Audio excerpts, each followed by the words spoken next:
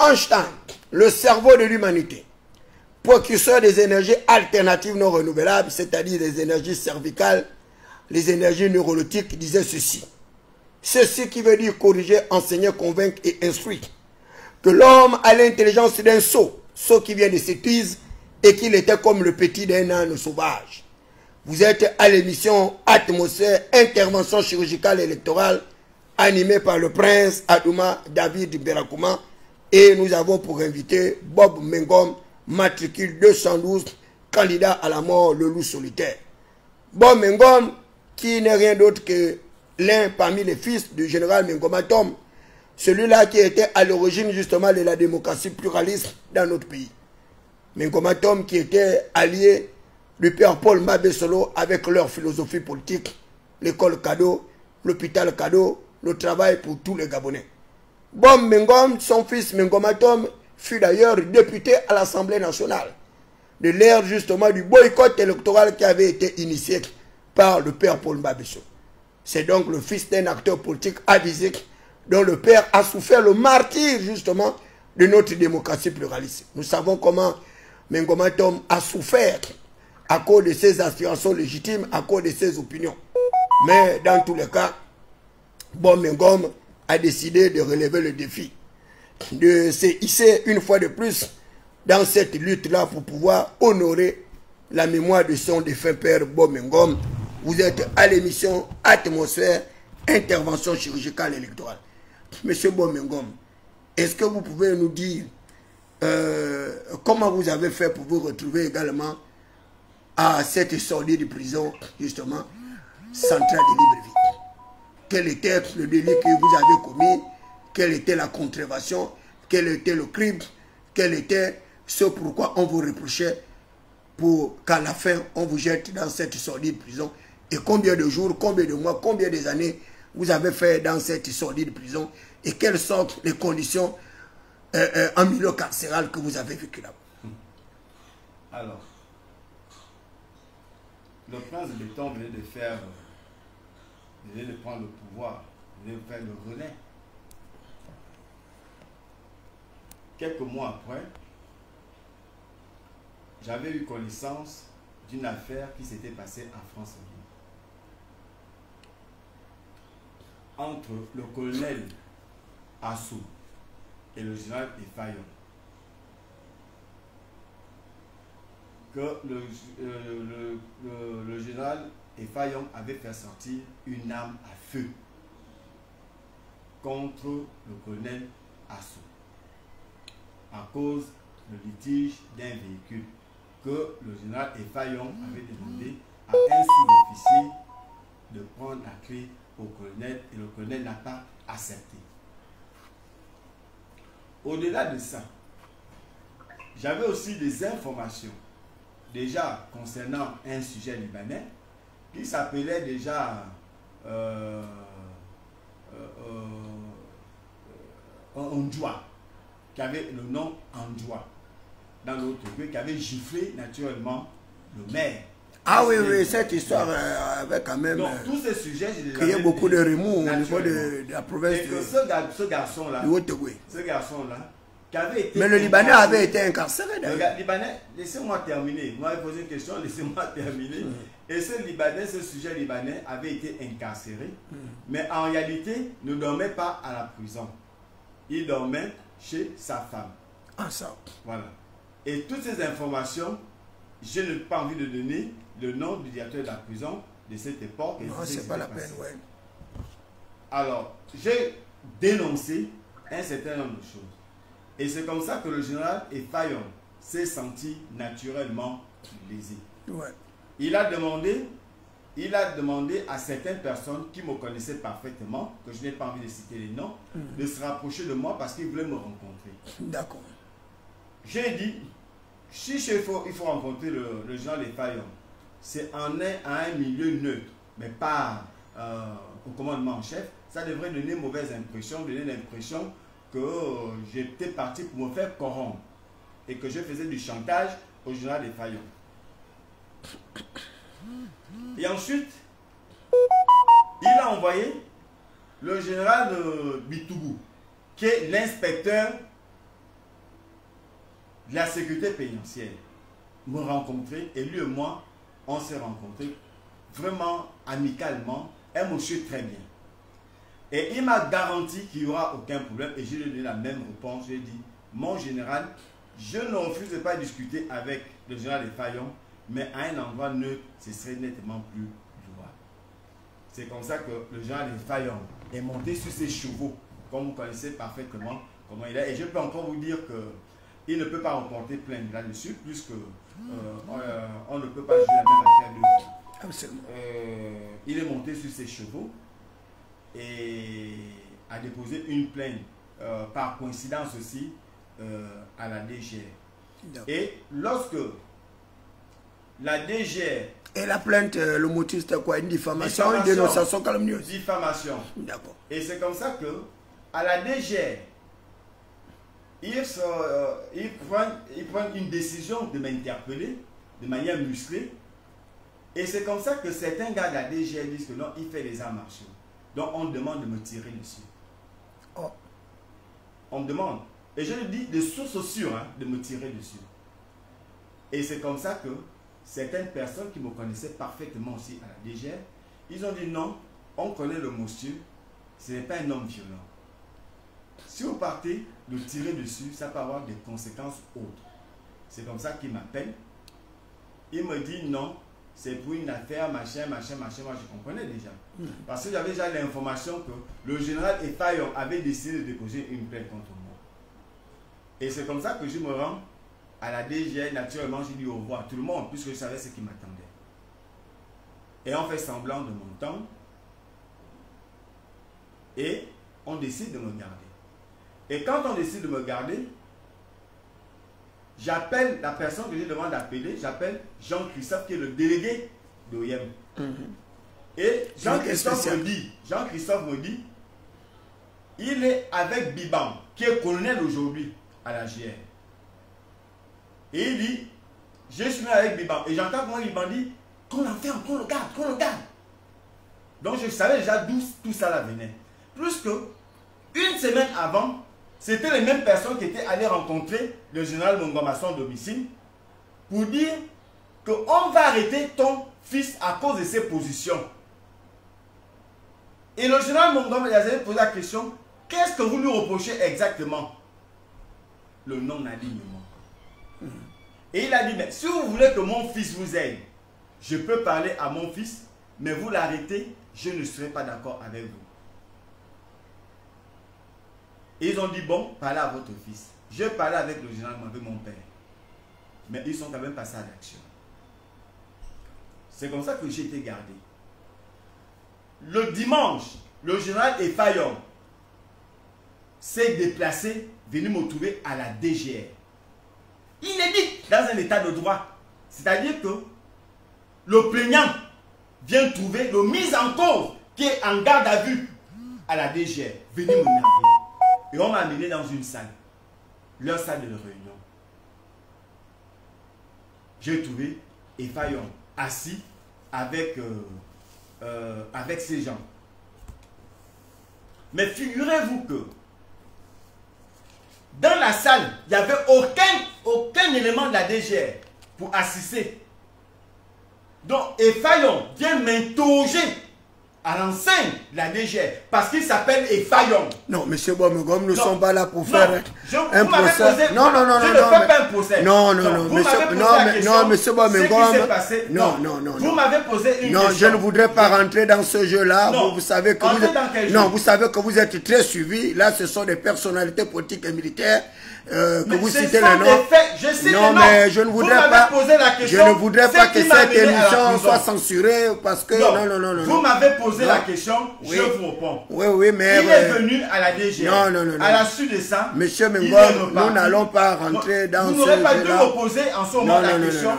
Je vous donne le parce que là, vous êtes en train de raconter tout le récit. Non. C'est le déroulé. Non, on n'a pas besoin de ça. Vous m'avez posé une question, je vous réponds.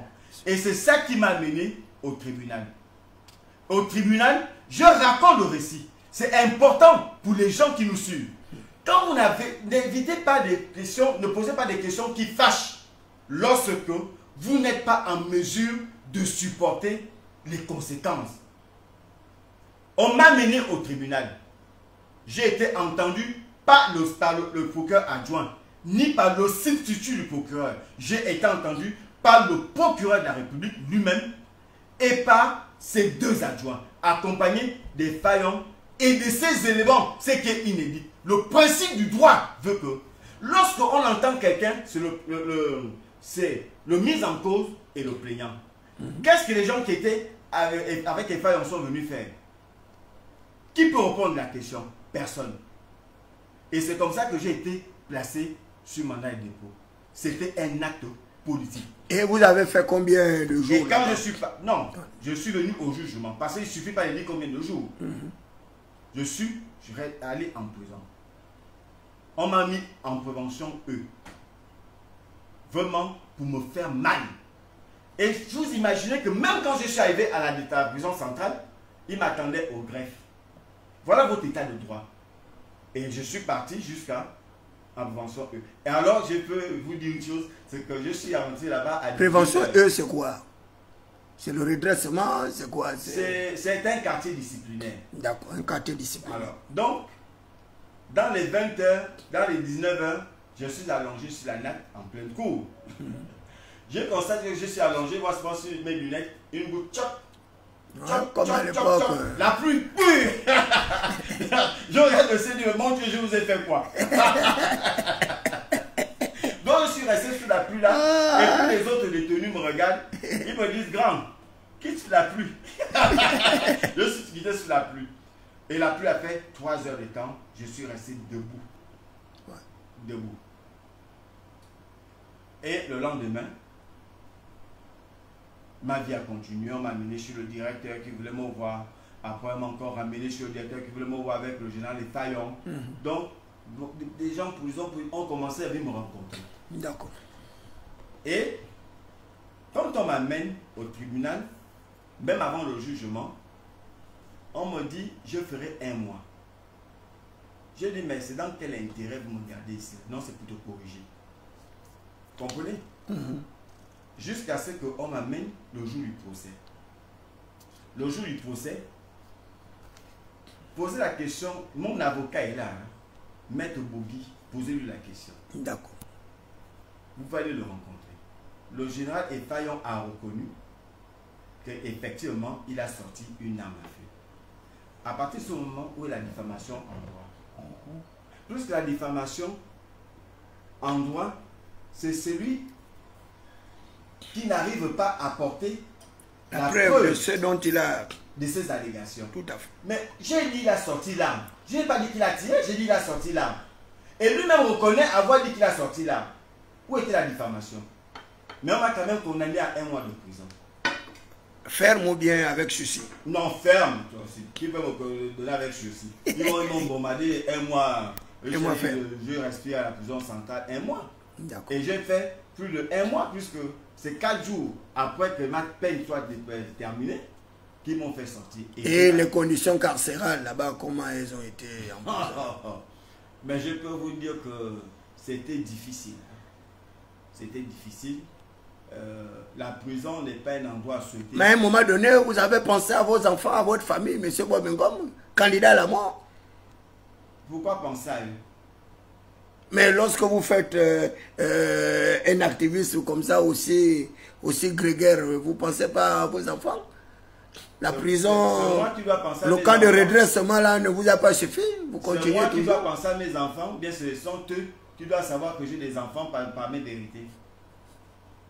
Donc, ça veut dire que toi aujourd'hui, quand tu critiques ce qui n'est pas bien et qu'on décide de te mettre en prison parce que tu dénonces, c'est à toi qu'on va venir demander de penser à ton travail, de penser à tes enfants. Mais M. Bomengon, vous savez, ce qui me fait le plus mal dans cette bataille d'affirmation que nous menons, c'est que moi-même, en 2004, accusé d'ailleurs d'être un putschiste et d'être le chef d'une rébellion contre Omar Bongo Eniba, je vous dis que j'ai vécu une scène quand même assez pathétique. Et il s'agissait pour moi de dormir et de manger à côté de ma fiac, à côté de ma chiotte, pendant 2 semaines à la DGN. Et au sous-sol, là, quelque part là-dedans. Et je vous dis, c'est en cellule où j'ai appris à jeûner. Aujourd'hui, je peux faire 4 jours, même 5 jours, sans boire, sans manger, parce que c'était difficile pour moi de manger. En même temps, mes collègues chiaient là à côté et c'était compliqué. Et pire encore, lorsqu'on m'a amené à la gendarmerie, on m'a mis dans une prison d'isolement et tout était noir. Et je me suis retrouvé là avec un Camerounais et un Nigérien. Et ces deux derniers de me poser la question de savoir ce que je faisais là. J'ai dit, ben, on m'a arrêté parce que nous sommes allés manifester au bord de mer. Et lui de me dire, mais regarde là où tu vas venir dormir. Moi, j'ai été arrêté parce que j'ai assassiné quelqu'un pendant un braquage. L'autre de me dire qu'il avait été arrêté parce qu'il avait violé une dame et que la femme était décédée parce qu'il avait étouffé la personne. Et je suis resté là, regardant le ciel et la terre. J'ai dit, mais c'est dans quel bout là je me suis mis comme ça. Dieu merci, avec les voies de la Providence, le général Oléry m'a fait sortir de ce jour-là où j'avais fait pratiquement 3-4 heures. Et je me suis retrouvé interrogé par ce dernier et qui a une fois de plus renvoyé à la direction générale, non pas la DG, à la brigade anticriminelle où le responsable n'était rien d'autre que le commandant Goma, qui est l'actuel commandant en chef de la police. Et c'est à la PJ, dans le bureau de commandant Goma, que j'avais eu quand même presque la vie sauve. Et c'est là-bas où j'ai pu manger un spaghetti viande. J'ai pu être quand même aménagé jusqu'à ce qu'on me présente 2 jours après devant le procureur de la République à la Bafoual Bosco, qui m'avait libéré parce que l'accusation était tellement grave, mineur d'une révolte, d'une rébellion. Je disais à la Bafoual Bosco que c'est tellement que les gens là voulaient m'envoyer à la cour massise, c'est-à-dire une réclusion criminelle à perpétuité.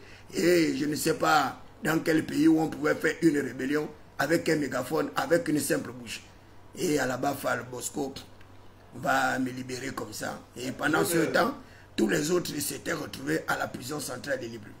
Ce sont des récits que nous avons vécus. Donc lorsque les gens nous voient faire un peu de l'activisme, ils pensent à tort ou à raison que nous n'avons pas de famille, que nous n'avons pas d'enfants, que nous n'avons pas un véritable souci de notre propre personne, que nous n'avons pas peur de mourir, non.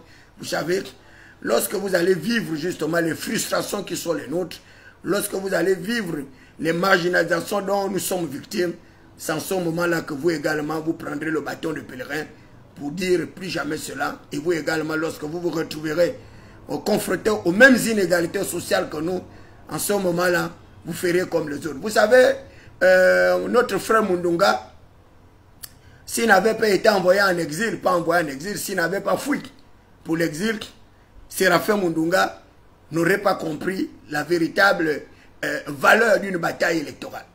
Et aujourd'hui, il est revenu, après plusieurs années de l'exil, il se trouve être le président du Conseil économique et social.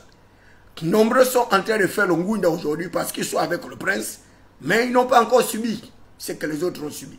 Mais nous vous le disons seulement, soyez prudents, soyez prudents. Ce n'est pas exclu que vous également vous puissiez être victime de ce que nous avons vécu, mais nous ne vous souhaitons pas cela. Donc, Bomengom, lorsqu'il se situe comme étant le candidat de la mort, eh bien c'est parce qu'il a frôlé la mort. Il a vécu vraiment dans des conditions difficiles. Et je vous ai parlé de son père également, et qui est le précurseur également de nos valeurs démocratiques, et qui a souffert également du martyre de son engagement à côté du père Paul Mabesso. Et c'est un passé assez douloureux et difficile que je ne voudrais pas étaler ici. Il est de même pour le général Eyégué. Et c'est pourquoi je l'avais dit au prince Béton qu'il serait souhaitable de voir également comment réhabiliter les familles de ces personnes. La famille du général Mengomatom, mais également la famille du général André Eyégué. Bref, pour le moment, nous poursuivons notre débat avec Bob Mengom. Monsieur Bob Mengom, il y a une vidéo qui est de plus en plus virale, il n'y a pas longtemps que vous avez posté également, sur un sujet qui défait la chronique aujourd'hui, c'est-à-dire le pseudo libanais gabonais qui insulte les pères de famille aujourd'hui sur la toile. Il a copieusement insulté Hervé Patrick Opianga, il a insulté Ben Moubamba, Moubembe, ou quoi là, comme on l'appelle, l'avocat Moubembe, jusqu'à insulter également notre maman, Madame Akoli, cette femme courageuse, audacieuse, magistrat hors catégorie, qui avait d'ailleurs trouvé recevable la plainte contre Ali Bongo Ndimba pour arriver à l'examen de sa capacité justement de pouvoir diriger le pays. Et cette femme-là a vécu également le martyre comme vous et moi, comme plusieurs autres compatriotes. Et ça a l'air de la restauration des institutions avec Brice-Côté Oligui Nguema que cette femme-là a été réhabilitée. Aujourd'hui, elle est présidente d'une juridiction d'exception chargée de la répression des crimes économiques et financiers. Et on a vu ce Libanais-là qui s'est fait passer pour un Gabonais appelé nazi, qui a accusé cette femme-là, Dieu seul sait à raison ou à tort, qu'elle serait celle-là qui a hébergé avec l'avocat Moubembe, Hervé Patrick Opianga, qui l'a qualifié de fugitif. Et on a même vu votre sortie, d'ailleurs, où vous avez mis 100 000 pour pouvoir identifier le domicile de ce nazi. Et d'ailleurs, tout à l'heure, là, vous avez également vu ma communication, où je me suis insurgé contre le comportement cynique, le comportement quand même affabulateur, le comportement déstabilisateur de ce compatriote qui s'est fait passer pour le soutien de Brice-Côté Oligui Nguema, alors qu'on voit bien qu'il est plutôt en train de vouloir déstabiliser notre nation en mettant les fils de cette même partie-là en confrontation. Et je le disais d'ailleurs ce matin que ce n'est pas bien. Hervé Patrick Opianga, c'est quand même quelqu'un qui a plus de 6 000 personnes en charge. C'est quelqu'un qui avait une société vigile service armée avec plus de 3 000 personnes. Donc ce n'est pas une personne qu'on va vilipender comme ça, qu'on va accuser sans en avoir apporté la preuve de toutes ces allégations auprès d'un tribunal compétent chargé de le juger, alors qu'il y a le principe de la présomption d'innocence. Et ce matin, je rappelais une fois de plus à ce compatriote-là la retenue prudente pour qu'il ne soit pas victime également des affres que nous avons dénoncées, comme à l'époque de Kango Komo, ce sujet camerounais qui avait été malencontreusement assassiné par les Gabonais au soir justement de la recherche justement de la démocratie pluraliste. Et les cas comme ça de violence politique, je pourrais les multiplier jusqu'à l'infini. Comment est-ce que vous pouvez qualifier cette ingérence de ce Libanais dans notre système politique économique? D'où lui vient ce zèle, monsieur Bomengo? Merci. Je vais vous dire que concernant le sujet des nazis, c'est du déjà vu. Nazi, on lui a donné l'information et on lui a demandé de venir parler. Est-ce que ces informations sont avérées, M. Bomengo? Sont... Ou bien ce n'est pas une diffamation, ou bien une dénonciation calomnieuse? Même si elles sont avérées, c'est une diffamation. Est-ce que Nazi est venu de faire de son, par sa propre volonté? Il faut se poser de bonnes questions. Il faut se poser de bonnes questions. D'accord. Je pense que nous avons des cas d'école. Nous avons des exemples que nous pouvons prendre. En commençant par Stempy Lorban. Nous nous rappelons ce qui a mené Stempy en prison. Ouais. Parce qu'il est venu faire un live où il a donné des précisions inédites qu'il ne pouvait pas avoir.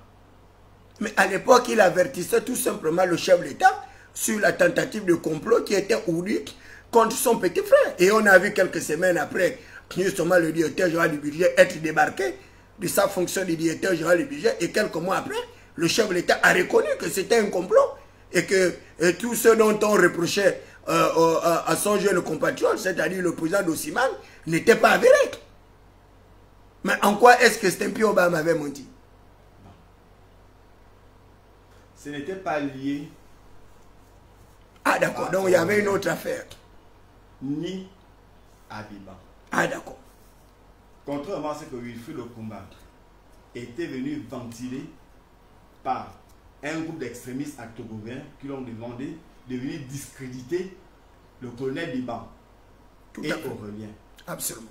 Ni Biban, ni Aurélien n'ont jamais porté atteinte au prince de béton. Ce n'est pas vrai. Très bien. Alors là, Ça, il faut que les gens comprennent cela. vous nous apprenez quelque chose. Biban Ouais. est le protecteur numéro 1. Vous pouvez d'abord répéter ce que vous avez dit au départ là. Ni Biban, ni Aurélien. Je vous répète. D'accord. Écrivez ça. Écrivez ça. D'accord. Ni Biban, ni Aurélien n'ont jamais cherché à porter atteinte à la sûreté de l'État au prince de béton. C'est pas vrai. Contrairement, et Jonas Mouleda a également relayé cette fausse information. contrairement à ce que Wilfried Okuba était venu ventiler, envoyé par les extrémistes à Togoviens, Ah, ça. pour venir faire croire que Aurélien et Biban ont commandité un coup d'État Contre le prince. contre le prince de béton. Ce n'était pas vrai. C'est pas possible. Alors, s'il y a quelqu'un qu'on veut tuer là à la GR, c'est Biban. Qui Ouais. sera la première cible? Tout à fait. Parce que le premier protecteur du prince de béton, Absolument, c'est lui son c'est frère. Biban. Absolument. Et Biban est en duel, en confrontation directe entre les petits frères du prince de béton, Dongoni, qui sont au service spéciaux et qui sont dans la GR. Donc, tout le mal du Gabon, on veut nous faire croire que c'est Biban. Biban ne connaît pas ce qu'on On a appris, je ne sais pas si c'était une information avérée, qu'on a appris même que Biban aurait perdu sa fonction à l'époque. Ou bien c'est pas le même. C'est le même Biban. Ah, là, Je vous là, dis, là. ça n'a rien. Donc c'était une machination bien organisée. Biban avait deux fonctions. Il était le patron de l'escadron de la mort, GP, et il avait aussi une autre fonction dans le palais. D'accord. Donc on a enlevé une fonction pour le laisser dans une autre fonction. D'accord. Mais on ne l'a pas enlevé à l'escadron de la mort parce qu'il avait préparé un coup d'État. Ce n'est pas vrai. Très bien ça. Ce n'est pas vrai. S'il y a des gens qui peuvent même faire la guerre dans ce pays pour maintenir le prince de béton au pouvoir, c'est bien Biban et Aurélien. Très bien. Parce qu'ils savent parfaitement qu'ils ne seront rien sans le prince de béton. Et ils seront d'ailleurs les premières victimes. Mais naturellement. Je l'ai souvent dit. Il faut que les gens le comprennent. Si ça pète, il va fuir en Guinée équatoriale. Je le dis souvent. Ouais. Donc, quand quelque chose n'est pas vrai, je viens de dire c'est pas vrai. Mais maintenant on comprend tout le complot qui a été ourdi justement contre ces deux personnes. Biban, le colonel, avec son frère Aurélien. C'était un montage. Donc c'était la machination, tout C'était simplement. la machination des extrémistes à Togovel qui sont en guerre avec eux. Alors là, c'est tout. Parce que c'est une guerre qui existe ouais. entre le Wellington, entre les extrémistes du Wellington et les extrémistes du Haut-Togo. Mais absolument, puisque nous savons que c'est deux pôles d'excellence politique d'ailleurs qui se battent pour la conquête du pouvoir et la préservation de leurs privilèges. Sur Nazi. C'est très bien ça. Sur l'histoire réelle, l'histoire était que la dame, c'est un peu l'a évoqué lui-même, et la dame s'est mais les gars, on ne cite pas les noms des personnes. La dame s'est sentie blessée dans sa chair. Ouais. A déposé une plainte à la DGR. Absolument. Et quand Stempy vient dire, demander des excuses, il a demandé pardon publiquement. Qui lui a demandé de faire demander des excuses? Oh Seigneur Dieu. Que les gens des services spéciaux qui ont interpellé Stempy viennent nous dire à quelle heure ils ont interpellé Stempy. Et où? Les services spéciaux sont des menteurs. Ils n'ont qu'à venir dire au peuple gabonais où ils ont interpellé Stempy. Et qui leur a demandé d'interpeller Stempy. Parce qu'à ce moment-là, Stempy a été avec les gens du palais aussi. À quel moment? Wow. Ça. Plus que Stempy a été gardé aux services spéciaux. Et ensuite, ils l'ont mis à la disposition de la DGR. Ce que Stempy est venu dire, il a redit. Qu'on lui a demandé de le dire ce qu'il a dit. Oui, il a dit, il avait dit à l'époque. À l'audience. C'est dommage. Et c'est comme ça que Stempy se retrouve devant le tribunal. Inédit. On peut ça rentrer dans les records du peuple Guinness. Une délibération qui fait 4 heures de temps. En matière correctionnelle, pas en matière criminelle. Hein. En matière criminelle, oui, ça peut faire même des jours. Mais en matière correctionnelle, plus de 3 heures de temps. C'est inédit tout d'abord. Une diffamation. Pour une diffamation. Ça veut, parce que tout simplement, le politique est impliqué dans la justice. Et on veut nous dire que la justice est libre. Monsieur Donc, le prince de béton lui-même était entre l'angle et le marteau. Parce que ce qui s'est fait par Stempy, c'était dans le palais aussi. C'était pas loin, c'était dans le palais. Donc, c'était une guerre du palais. Et Stempy n'était que la jouette dans cette histoire. Mais monsieur Bomekong, on a vu ce jour-là, comment on appelle ça, Wilfried Okumba Kamita, tout le nid d'Anjougou, avec Jonas Moulenda, juré mordicus, qu'ils mettaient leurs mains au feu, qu'ils avaient les preuves palpables, visibles, peut-être même matérielles, de ce coup d'État fomenté contre Brice Koto Oligui Nguema par ses frères. Or, aujourd'hui, vous nous apportez la preuve que c'était un pur tissu de mensonges, que c'était de la manipulation, une tentative de déstabilisation de ces deux jeunes frères qui sont prêts à mourir justement pour la préservation des intérêts du pouvoir de leur propre frère. Et d'ailleurs, nous l'avons vu pendant l'élection présidentielle. On a bien vu Aurélien Toutoum qui a prêté d'ailleurs son association au Siman, qu'il a transformé en pensée patriotique. On a bien vu également Biban avec Aurélien, tous les autres. Voilà, Aurélien, on a bien vu les frères du Prince Béton s'organiser aujourd'hui. On peut même être à même de dire que cette victoire-là également leur revient, quand bien même c'est la victoire du peuple gabonais avec les autres extrémistes. Qu'est-ce que vous en pensez, monsieur? Je vais vous dire. René Descartes disait que le bon sens, c'est la chose à mieux partager. Voilà, le bon sens ou la raison. Pensez-vous que Biban, Aurélien fomente un coup d'État? Où sont ces militaires qui veulent les suivre? C'est qui les militaires qui veulent les suivre? Très bien. Quel est le peuple qui devait les suivre? Très bien. Enfin, soyons logiques, ayons un peu le bon sens, ayons un peu le sens de discernement. Mais monsieur Bomekong, sans vous interrompre, mais même l'anglais, il vient encore de le signifier que Aurélien sera en train de vouloir préparer un coup d'État contre l'Église. Mais pourquoi ces gens-là sont si médisants? D'où leur vient cette malhonnêteté-là, cette aptitude de vouloir détruire les autres personnes comme eux, à cause du simple pouvoir que les autres arrivent à détenir aujourd'hui. Je n'apprécie pas le fonctionnement de Aurélien Minsa. Mais ce n'est pas pour autant qu'il faut venir accepter du gros n'importe quoi. Parce qu'on déteste quelqu'un. Moi, je vous dis, je ne défends pas les hommes, je défends la justice. Aurélien a quel intérêt vraiment à faire un coup d'État? Quel intérêt? Quel moyen que Aurélien a? Qui va suivre Aurélien? D'abord, Aurélien n'est même pas d'abord apprécié en temps réel dans le Wellen Thème. Qui va le suivre? C'est la jalousie que les gens, une jalousie viscérale que les gens ont contre Aurélien, qui amène les gens à demander au Lanlaire, à certaines personnes, de venir détruire Biban, de détruire Aurélien. Alors que les pauvres ne sont pour rien. Ils ne sont pour rien. J'ai dit Aurélien est suffisant. Ça, je le dis toujours. C'est très méchant. Donc, Aurélien avait été stigmatisé de beaucoup de choses. Moi-même, j'ai dit à Aurélien, tu vas lire l'heure. Et il a été enlevé. Parce que sa suffisance exaspérait les gens.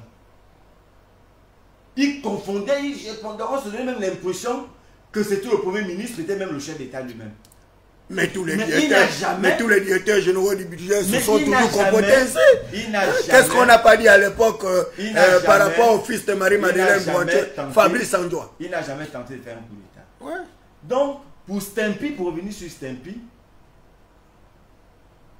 il a été condamné pour des raisons politiques. Et il a été utilisé pour des raisons politiques. La même chose pour Nazi. La question qu'il faut se poser sur Nazi, qui lui a donné ces informations? Un Libanais. Est-ce qu'il est prêt à se défendre au cours d'un tribunal? Nazi est peureux, hein? Ça, je vous... parce que... Nazi est peureux. Ça veut dire que si vous faites les informations qu'il a données sont quand même si on prend Nazi, assez compliquées. Hein? Mais Nazi peut se faire même tuer par eux-mêmes, si vous ne le savez pas. Ah. Parce que si on se rend compte que même Moubembe porte plainte, Une Madame citation Apoli directe. porte plainte, Citation directe. porte plainte, et qu'on sait que, par voie du ciel. et qu'on sait que, et que l'on sait parfaitement que Nazi va parler, il va peut me dénoncer. tuer. Parce qu'ils ont peur que leur nom soit cité. Parce qu'il faut savoir qui est le commanditaire de tout ça. Et quel est l'objectif poursuivi? C'est d'abord la première question qu'il faut se poser. Qui sont les commanditaires? Et c'est quoi les intérêts de ces personnes-là? Ouais. Pour utiliser Nazi contre ces personnes-là. Ça. C'est la question, ce sont les bonnes questions qu'il faut se poser. J'ai suivi Jules Mekam dans un live hier. Mais j'ai honte de ce monsieur-là. Hein. Peut-être que c'est un père de famille. Mais je suis assez gêné qu'il vienne défendre Nazi, il vient insulter Moulenda, que machin. Mais est-ce que c'est une question de Moulenda? Il ne s'agit pas d'une question de Jonas Moulenda. Il s'agit que Nazi insulte des personnes qui ne connaissent ni d'Adam ni d'Ève. C'est de ça dont il s'agit. Et pas les moindres personnes, des personnes qui sont en exercice. De hautes personnalités. Et pas les moindres. Du corps judiciaire, quand même, de notre pays. Pas les moindres. C'est de ça dont il s'agit. Est-ce que la question qu'on demande de répondre, est-ce que la sortie des nazis était bien, oui ou non? C'est ça qu'on demande de répondre. On ne demande pas de répondre parce qu'on est contre Jonas Moulenda, parce qu'on est contre Maître Moubembe, parce qu'on est contre Opianga, parce qu'on est contre Maître... Excusez-moi, M. Boamengom, il y a Kelly qui dit que Nazi était un garde du palais. Remarquez juste qu'il a les mêmes propos que... Qu'est-ce qu'il dit là encore là? Les mêmes propos qu'il a. Voilà, les mêmes propos et des fausses pages chez voilà, l'œil de la NASA et de Tata Igeti. C'est quoi être un activiste du palais? Ce qu'on entend par activiste du palais, ouais, ce sont ceux qui servent le palais à tort ou à raison. D'accord. C'est-à-dire qu'ils n'ont plus l'esprit critique.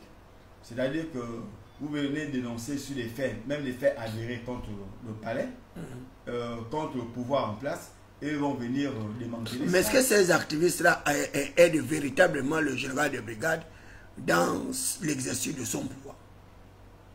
Avant de vous répondre, il faut d'abord que je termine sur la question des nazis.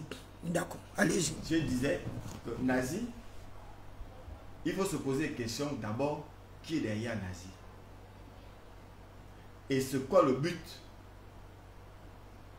recherché à demander à Nazi de venir faire cette sortie? Lorsque nous savons parfaitement que chez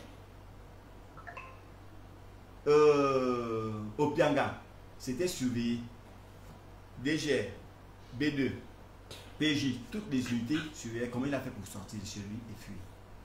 Tous ces gars de corps d'ailleurs sont des agents. J'ai cru entendre qu'à un moment donné, il était caché à l'ambassade des États-Unis.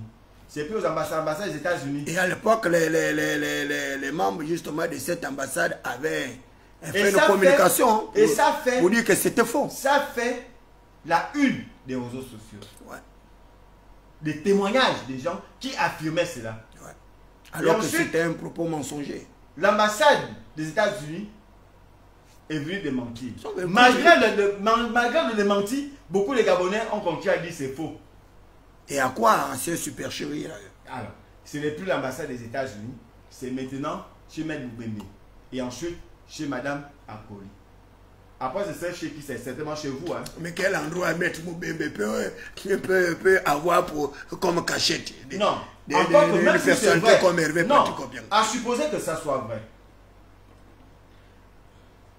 La règle, c'est vrai qu'on dit on ne perquisitionne pas chez un avocat de cette façon. On perquisitionne en présence du bâtonnier et ce bâtonnier des avocats qui donnent l'autorisation. Vous pensez que lorsqu'on est sûr qu'on cherche un individu, On va attendre ces procédures. On va attendre ces procédures. Mais on va encercler le jour et nuit Mais oui. le domicile. Et puis attendre jusqu'à ce que la Donc, procédure soit soyons un pendante. peu logique et cohérent. Depuis quand le Gabon respecte les droits de l'homme? Respecte les procédures. De qui se moque-t-on dans ce pays? Depuis quand on cherche Bob Ngom, on dit qu'il est chez David Berakouma. Parce que David Berakouma est ministre. On s'en fout. Mais on va casser ta maison. Parce qu'on veut prendre Bob Ngom. Mais tu d'en veux. Et qui plus un pseudo fugitif dangereux. Et que le prince de béton tient à la tête de cette personne. Et on va me dire qu'il était chez Ben et après il est parti chez Madame Akoli. Vous êtes sérieux?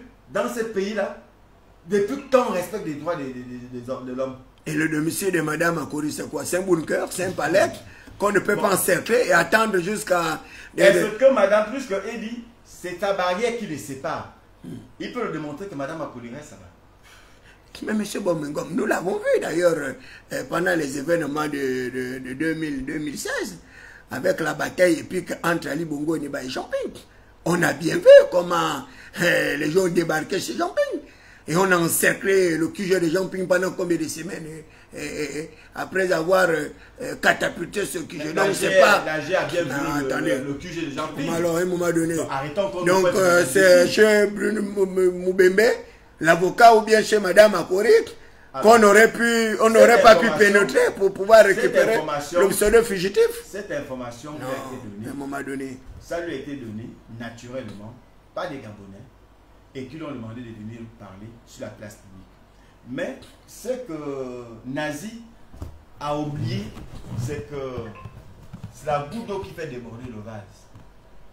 Je suis quand même assez curieux. Nous avons vu à Port-Gentil, et ça fait la tour des réseaux sociaux, une jeune Camerounaise. Ah oui, oui, qui avait dit, elle s'en foutait des Gabonais. Ouais, bien nous insulter. Tout le Gabon, alors là, copieusement, tout le Gabon a demandé l'expulsion de cet enfant, qui est mineur. Et que, comme Nazi, elle avait fini par demander pardon avec sa famille. Parce qu'elle ne voulait pas être rapatriée. Bien sûr. Et tout le monde s'était mobilisé d'ailleurs pour... Et Nazi, qui vient insulter une haute dignitaire de la République. Mais M. Bomengom, on a également vu une autre compatriote togolaise qui avait insulté les Gabonais, qui est une commerçante qui disait que le Gabon c'est quoi, elle aussi pareil. Voilà. La toile s'est enflammée et avec des portraits robots qu'on lui a fait partout. Et elle a dû demander pardon pour ne pas être expulsée justement. On a vu le Camerounais farouchement opposé à Paul Biya. Absolument.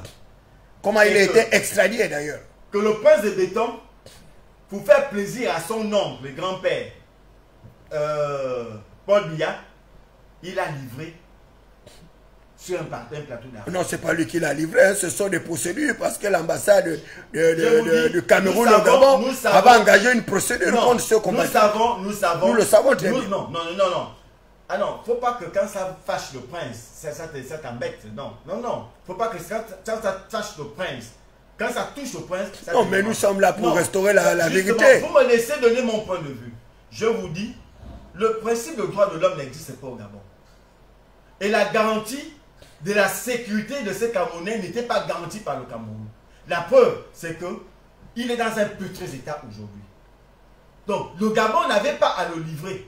Parce que, comme le prince de béton avait besoin du soutien... Mais vous savez que ce monsieur-là était jusqu'à être garde corps à l'époque de notre frère décédé, Mbobam, que ce type-là était rentré dans la politique intérieure également du Gabon pour jouer la sécurité de personnalités politiques, que je ne citerai pas le nom aujourd'hui, de l'opposition qui sont actuellement au pouvoir et qui occupent de hauts postes de responsabilité et qui pensent qu'un Gabonais peut se retrouver comme ça au Cameroun, ici à des très hautes fonctions jusqu'à faire la sécurité des ministres.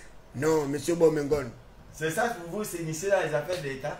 Mais attendez. Non, monsieur, c'est pas ça s'initier les affaires d'État. C'est quoi? Monsieur, il joue, on l'a pris comme un garde-corps.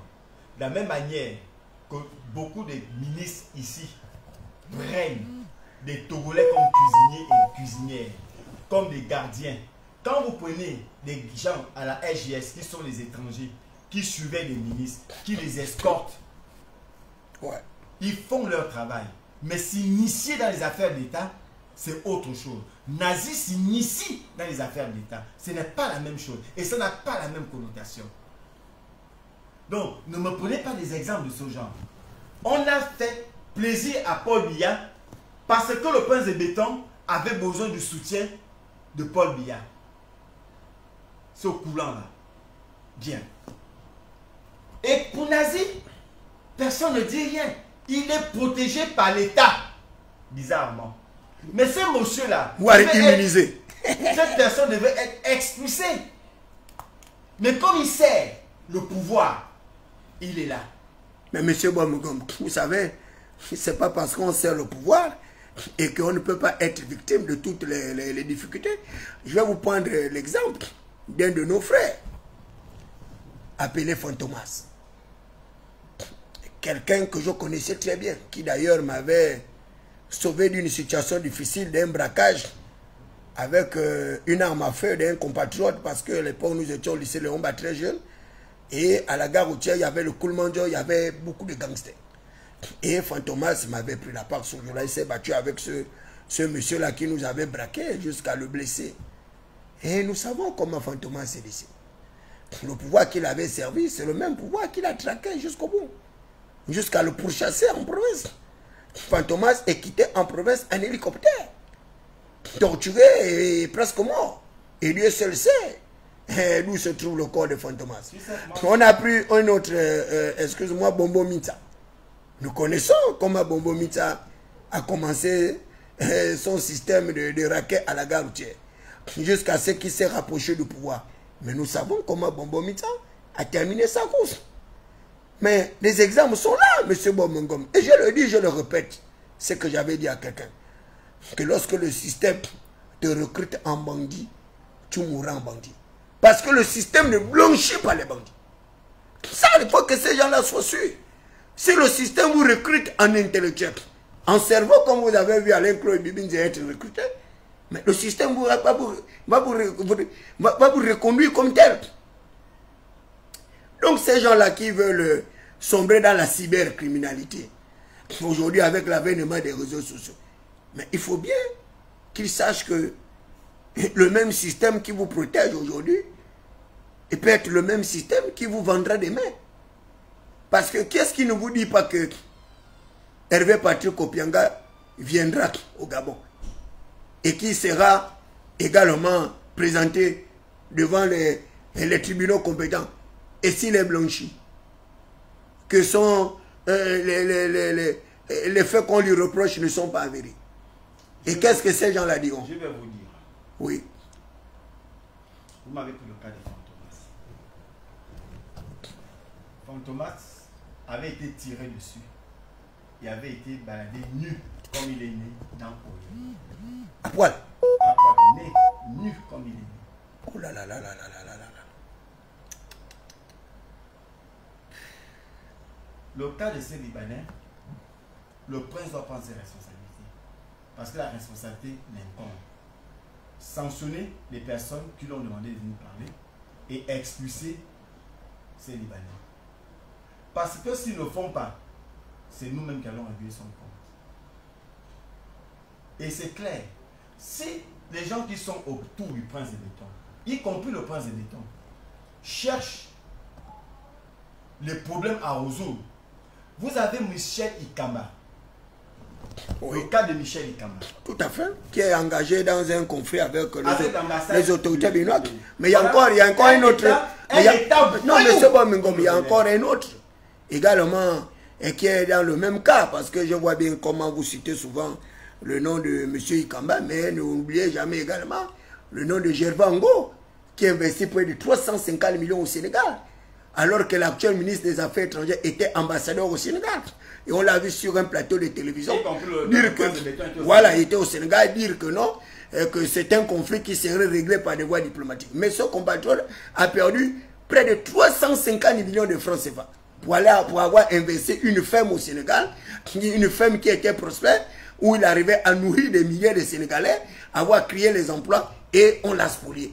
Il a tout perdu aujourd'hui, Gervais Ngo. Et jusqu'à présent, il n'y a aucune justice à l'égard de cette personne, y compris M. Ikamba, comme vous êtes en train également attirer l'attention chaque jour.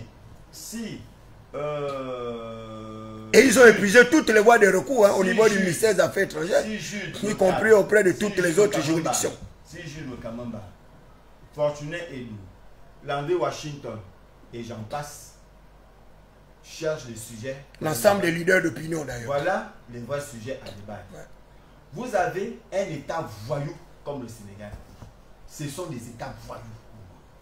Vous avez un État voyou comme le Bénin, qui sont en train de faire, et plus grave pour le cas du Bénin, c'est qu'on fait souffrir M. Michel Ikamba dans son propre pays. Son propre pays. Et il n'y a aucune réaction des autorités. Je vous dis qu'il a épuisé toutes les voies de recours au ministère des Affaires étrangères. À l'époque, j'étais à la direction générale des affaires consulaires, mais je vous le dis, il a épuisé toutes les voies de recours. Ce monsieur aujourd'hui est désemparé, il est malade.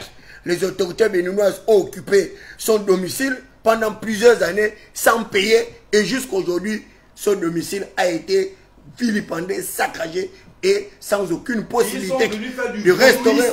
Voilà, c'est quand même incroyable. Et le prince de béton est informé. Et c'est ça réinstauré. Et où est la démocratie préventive? Non, même pas la question de démocratie, la dignité dont il parle, elle est où? Mais absolument. Donc posez la question au prince de béton parce que vous serez les prochaines victimes. Donc voilà un État délinquant comme le Bénin. Je dis, je mesure mes propos. C'est des voyous, le Bénin. Alors, tout le monde le sait. Où sont les Gabonais pour le protéger? Personne. Il a abandonné à lui-même. Il a abandonné à lui-même. Alors que le rôle même de la diplomatie, c'est non seulement la prévention de conflits, la représentation, le secours et l'assistance. Donc on attend. On n'arrive pas à secourir notre propre compatriote dans son propre pays. Mais on n'arrive pas à l'assister alors qu'il est spolié. Et si les par un État tierce. Mais c'est incroyable. Si les Gabonais mourront au Bénin, qu'est-ce qu'on pourra faire? C'est impensable. Si le prince de béton n'est pas capable, je dis il est incapable de régler, il est incapable de régler ce problème. Je mesure mes propos. Parce que le prince de béton est au courant du dossier de Michel Ikamba. Maintenant, si le prince de béton, si le prince de béton ne veut pas tellement des problèmes parce qu'il estime qu'il n'aime pas les problèmes, mais non qu'à prendre l'argent. Il attendait la légitimité peut-être du pouvoir. Oh mon œil, il n'a qu'à prendre l'argent que le Bénin doit à ce monsieur. On le lui donne. Et on a essayé d'évaluer, ça fait combien de millions? Ça fait dans les 50 millions. En disant 61 de millions de francs. Alors, et on reprend ça, c'est une somme dérisoire pour le prince de béton. On la réinstaure. Oui, ça c'est possible. Tout simplement, si le prince de béton n'est pas capable d'obliger le Bénin à le faire, mais qu'il prenne l'argent et fait, parce qu'il s'agit d'un Gabonais qui est père de famille, qui a des petits enfants dans son propre pays, c'est impensable. Voilà maintenant l'autre cas dont vous me parlez. Mais où sont également les autorités politiques administratives justement de la province? Parce que j'ai appris de devers moi que c'est un compatriote justement la province de Logouelolo. Et pourquoi les autorités également de cette province n'arrivent pas à agir, à trouver une solution quand même à l'amiable à ce compatriote? Non, ne dites pas que j'appartiens à cette province, je vous en prie. Madame Missambo. Ah, voilà, ne dites pas que j'appartiens à cette province. Madame Missambo. Voilà, moi je suis fan du Wellington, je suis un parrain, je n'ai rien à voir avec Madame cette province. Et la propre nièce de Michel Ikamba pour votre gouvernement. Madame Missambo, qui prône soi-disant la démocratie. Et j'ai même des retours également d'informations qu'il aurait envoyé plein de courriers là-bas sans suite d'ailleurs. Bien sûr. Sans suite. Il s'est adressé, même j'avais au Nyanosé. Quand on dit que toute la République est au courant. Donc si les activistes cherchent des sujets à défendre, voilà les vrais sujets. Vous me parlez de M. Ango au Sénégal. Mais moi, je veux faire la même chose. Bloquer les magasins des Sénégalais. Mais tout à fait, le principe de la réciprocité. Point barre. Et mais je dis à Michel Madame Ango, Gondjo à l'époque l'a fait. Et je dis à Michel Ango de rentrer. On prend une entreprise sénégalaise, on l'exproprie et puis on rapatrie également le monsieur. Aussi simple que ça. C'est aussi simple, c'est la mais réciprocité. Vous avez des dirigeants qui n'ont pas la force ni la compétence d'agir pour défendre leurs propres compatriotes. Et on dit la dignité a été réinstaurée. Mais je continue à demander de quelle dignité, la leur ou la nôtre, qui a été réinstaurée. C'est la dignité du prince qui a été réinstaurée. C'est la dignité du colonel Mafumbi qui a été réinstaurée. C'est la dignité de la Bling Bling qui a été réinstaurée. C'est la dignité de la princesse qui a été réinstaurée. Écrivez ça. C'est la dignité de tous ces barons actuels qui ont été réinstaurés. Barons et baronniers. Ce ne sont pas les Gabonais. Ce n'est pas le reste des Gabonais. Ce n'est pas les Gabonais lambda qui leur instauration a été restaurée. Donc, c'est des histoires qu'on nous raconte. Donc, ces problèmes-là, on n'est pas capable de les résoudre. On n'est pas capable d'en parler. C'est des problèmes des nazis qu'on va venir nous dire il est Gabonais. En plus, il est Gabonais. Il est plus Gabonais que Michel Ekamba. Il est plus Gabonais que Estelle, qu'un gars de la GR, un capitaine casse sa maison parce qu'il est de la GR, parce qu'il est de Ngoni. Et puis quoi encore? Il casse sa maison au nom de la présence de Prince de Béton. Il ne connaît pas cette histoire. Mais parce que au nom de Ngoni. Et on le voit. On voit Madame Nadine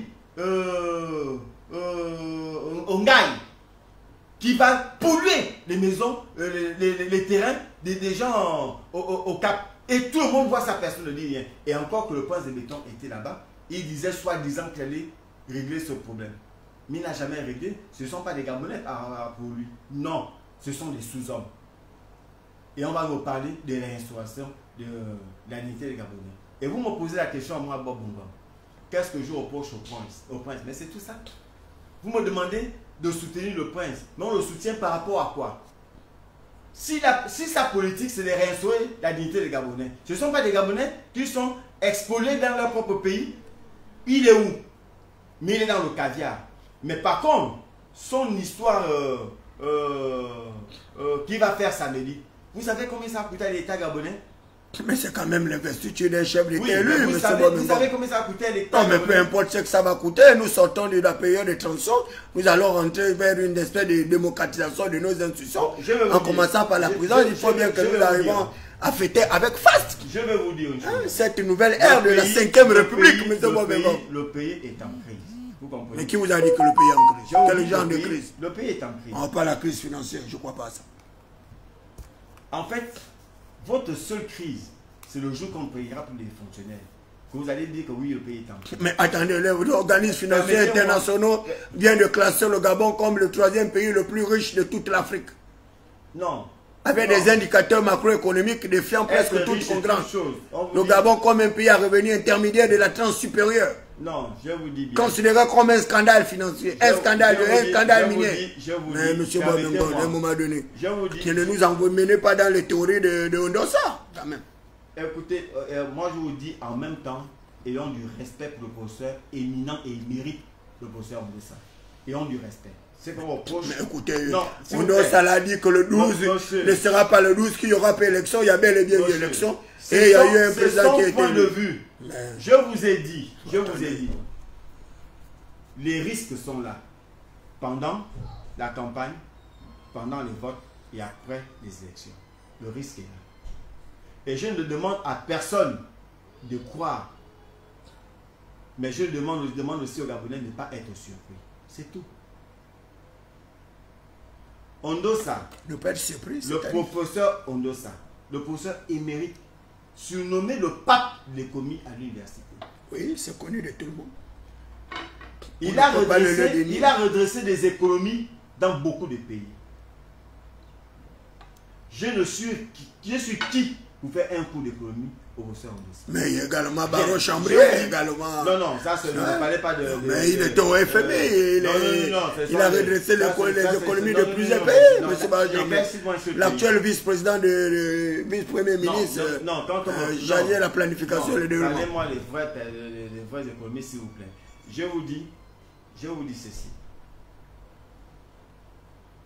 Quand on dit le Gabon est riche, mais ce n'est pas matériellement. C'est son sous-sol dont on parle. Tout à fait, les minéraux. C'est pour cette raison qu'on nous classe en fonction de notre sous-sol. Ce n'est pas en fonction de la liquidité. Absolument. La liquidité, nous ne l'avons plus. Sinon, vous êtes venu chez moi. Vous avez vu. Mais la liquidité, nous l'avons. Non, vous avez vu vos pavés. Je suis venu chez toi, oui. J'ai bien mangé, j'ai bien bu. Vous avez bien vu. Je vois bien que vous êtes même bien logé, monsieur Bobengo. 23 ans, la caisse câble, c'est pas donné à toi. Vous avez bien vu vos pavés. Comment ça se casse? Et vous avez vu comment les travaux sont arrêtés. Non, j'ai vu les travaux sont arrêtés. Tout à l'heure, là, je passais par là. Il raconte, même si le prince vient de raconter ses salades en disant... Non, c'était le temps des préparatifs de l'élection. Les travaux vont reprendre d'ici peu. Les travaux qui ont été lancés, lorsqu'il est venu dans son soi-disant coup d'État, c'était pour montrer aux Gabonais que c'était un bâtisseur et qu'il fallait compter sur... Mais c'est un bâtisseur. S'il vous plaît, permettez-moi. Ali aussi était un bâtisseur, lui-même l'a dit.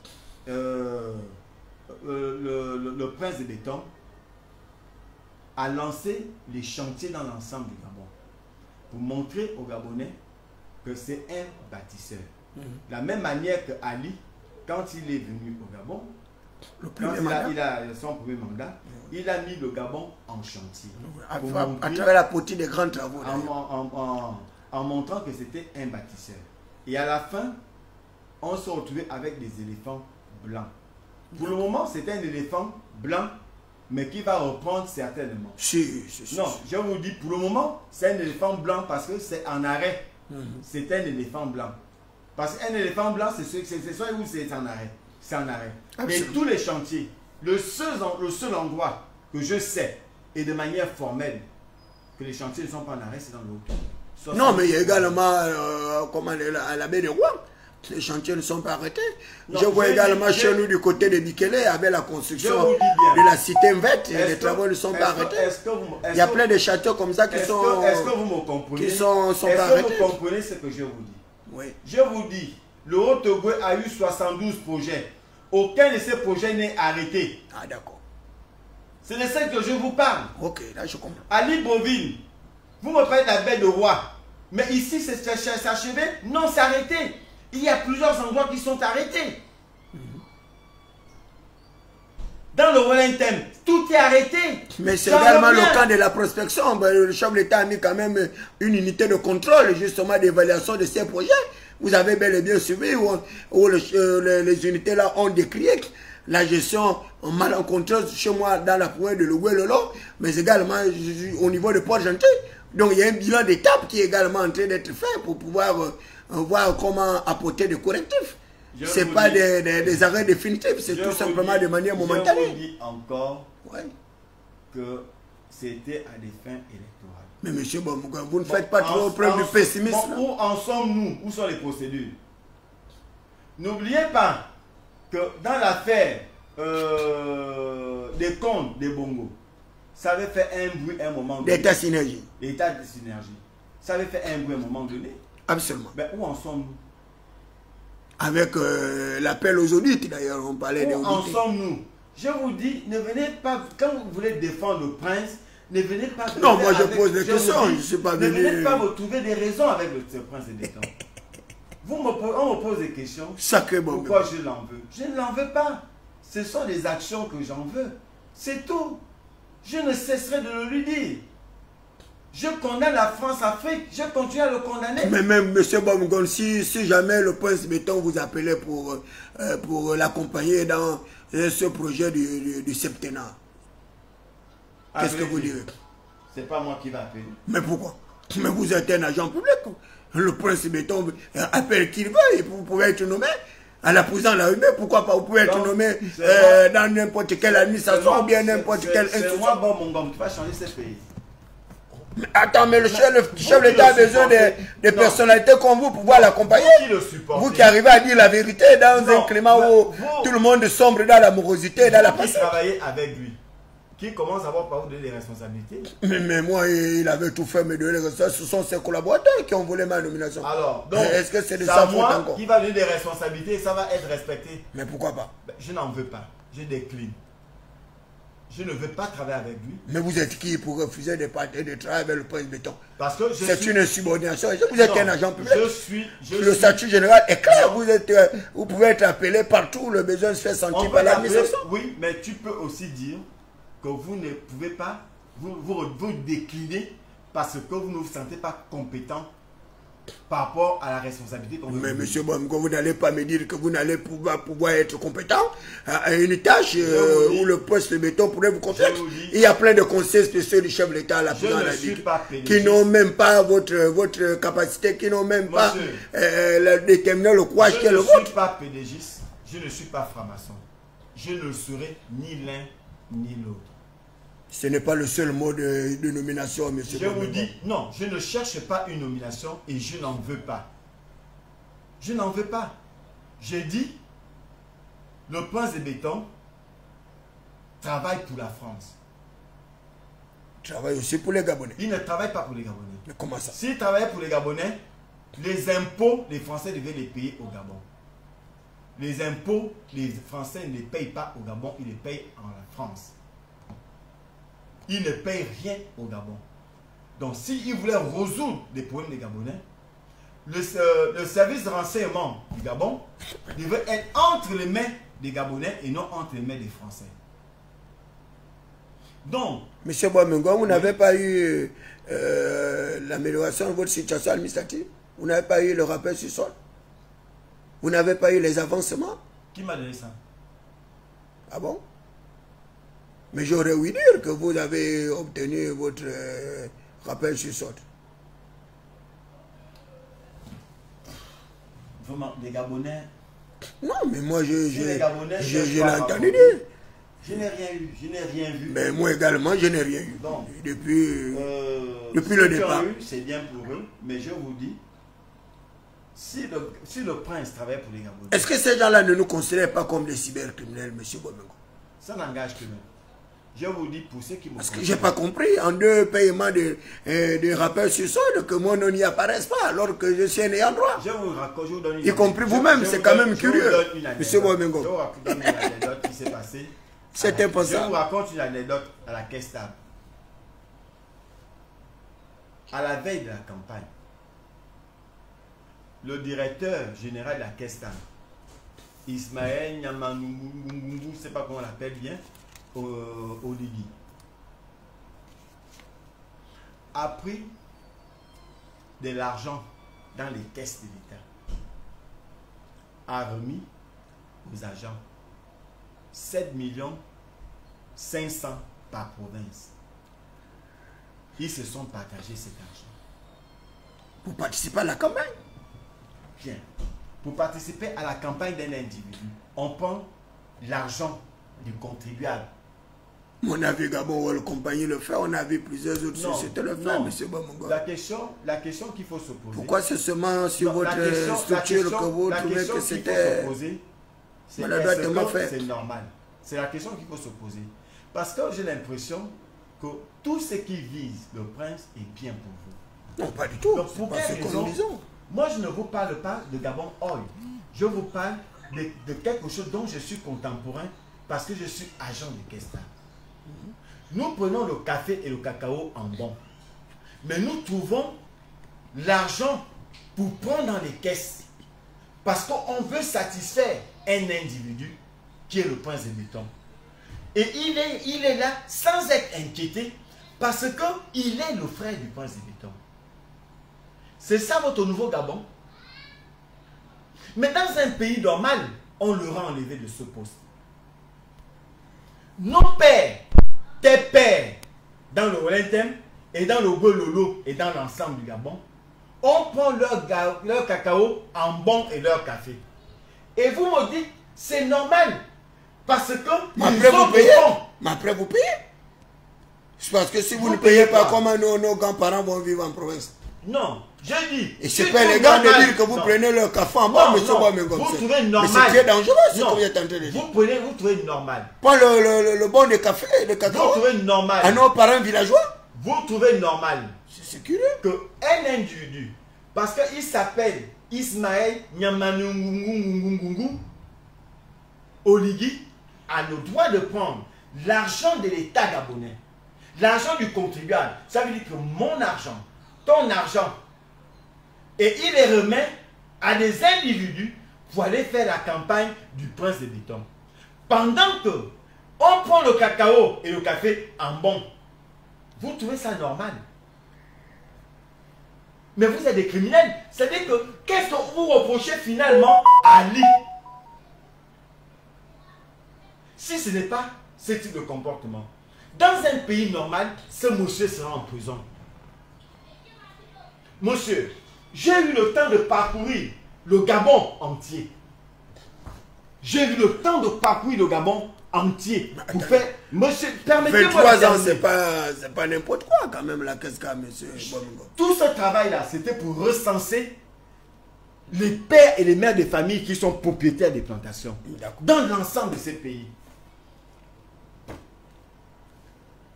Et les revendications sont les mêmes.